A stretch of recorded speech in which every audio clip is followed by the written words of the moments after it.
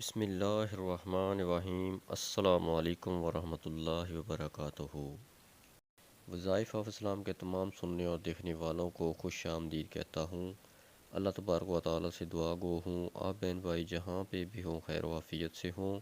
پیارے ناظرین، جو کہ آج کی یہ ویڈیو کامیاب شادی کے وظیفے کے بارے میں ہے، اور اس میں ہم آپ کو بتائیں گے کامیاب شادی شدہ زندگی کو بہتر گزارنے کے لیے وظیفے، جن پر عمل کرنے سے آپ ایک کامیاب شادی شدہ زندگی گزار سکتے ہیں۔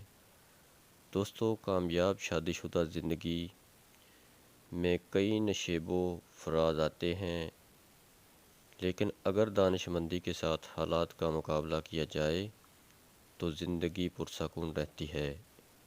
آئیے آپ کو چند ایسے وظائف بتاتے ہیں جن پر عمل کر کے آپ ایک کامیاب شادی شدہ زندگی گزار سکتے ہیں۔ کامیاب شادی شدہ زندگی گزارنے کے طریقے: جب آپ اپنے شریک حیات کو چاہت کی نظر سے دیکھنے لگیں گے تو آپ کا شریک حیات بھی آپ کو چاہنے لگ جائے گا یا چاہنے لگ جائے گی۔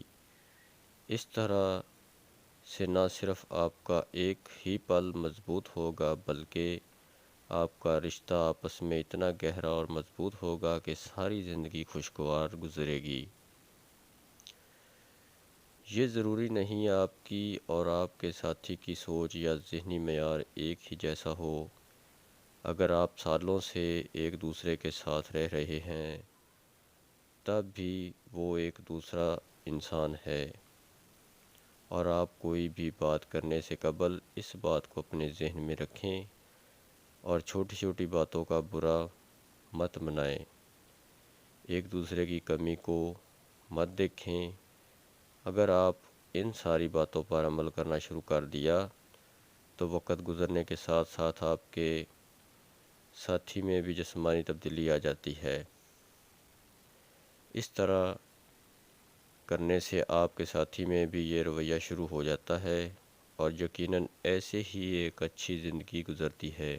میاں بیوی میں لڑائی جھگڑا تو ایک عام سی بات ہے، لیکن اگر لڑائی کے بعد ایک دوسرے کو معاف کر کے معاملات آگے نہ بڑھائیں اور اس بات کو یقینی بنائیں لڑائی کے بعد پیار ضروری ہے، اور آپ لوگوں نے بھی ایسے ہی ایک دوسرے کو معاف کرنا ہے اور چھوٹی چھوٹی باتوں پر نہیں لڑنا، تب جا کر آپ لوگ ایک کامیاب زندگی بسر کر سکتے ہیں۔ کامیاب زندگی گزارنے کا وظیفہ: اس وظیفے کو کرنے سے پہلے آپ کو ایک بات کا خاص خیال کرنا ہوگا، یعنی سب سے پہلے آپ نے تازہ وضو کرنا ہے۔ اس وظیفے کو رات کو سونے سے پہلے پڑھنا ہے۔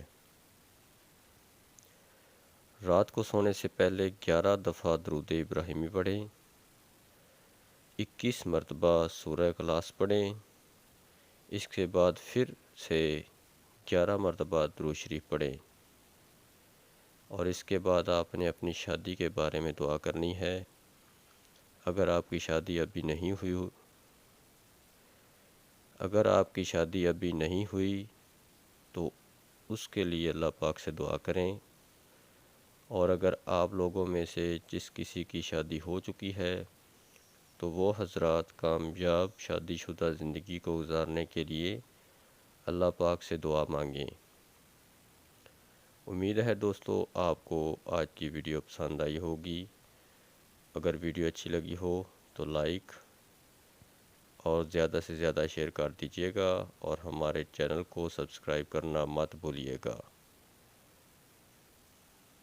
ملیں گے ایک نئی ویڈیو کے ساتھ، تب تک کے لیے مجھے دیجیے اجازت۔ اللہ حافظ۔